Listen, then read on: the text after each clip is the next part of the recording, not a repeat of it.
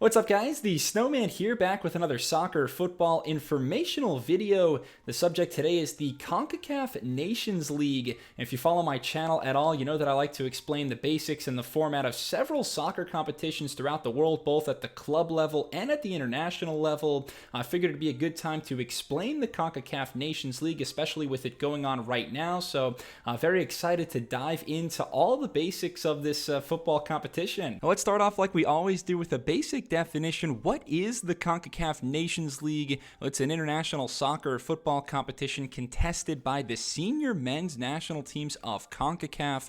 CONCACAF being the regional governing body of football in North America, Central America, and the Caribbean. So the CONCACAF Nations League is a tournament that takes place between the 41 members of CONCACAF, nations like the United States, Mexico, Canada, Costa Rica, and more. It's a relatively new competition. This event just recently founded in 2018. Each edition takes a couple of years to complete. We'll get more into the schedule in a bit, but really the purpose of the CONCACAF Nations League is to have a regular schedule of international fixtures for CONCACAF's national teams, especially to help some of the smaller nations get valuable competitive matches on a consistent basis. This tournament replaces a large amount of international friendlies that used to take place, very similar to what Europe has done with the UEFA Nations League. CONCACAF with a comparable event here. Please check out my UEFA Nations League explained video to learn more about that. In terms of the format of the CONCACAF Nations League, we have 3 different leagues in which the 41 nations are separated. Leagues A, B, and C, each of which have 4 groups, either with 3 teams or 4 teams, with promotion and relegation between the leagues based on finishing positions within the groups as well. The group winners of League A enter a 4-team knockout competition to determine a champion of this event, while the group winners of Leagues B and C are promoted up to the next tier, and then subsequently in Leagues A and B, the 4 teams at the bottom of the groups are relegated to the next lowest tier. So the teams in each league do shift from year to year or season to season. This is an example of the groups in the 2019-2020 CONCACAF Nations League season. You can see most of the best teams are in League A, 4 groups of 3 teams each in League A. Every team plays the other countries in their group twice, once at home and once on the road.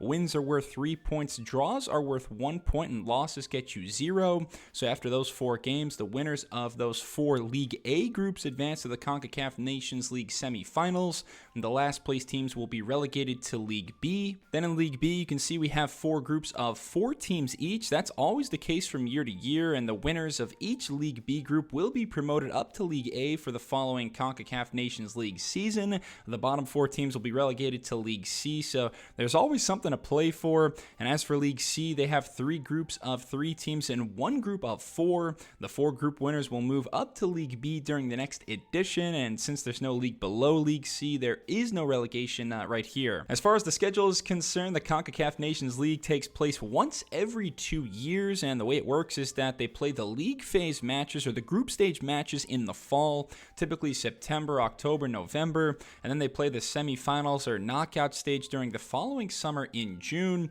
So for example, this is how the semis looked in 2021. We had our 4 League A group winners. That was Honduras, the US, Mexico, and Costa Rica.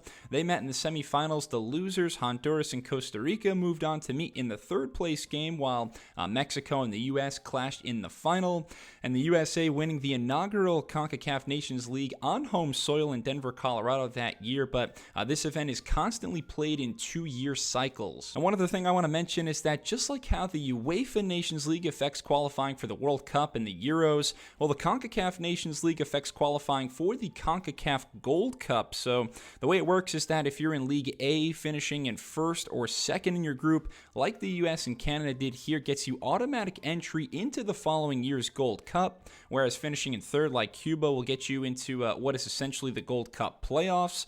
Then if you're in League B, only the top team gets into the Gold Cup automatically. In this case, it was Jamaica. Also, the 2nd place team in Group B gets into the Gold Cup qualification playoffs like Guyana did.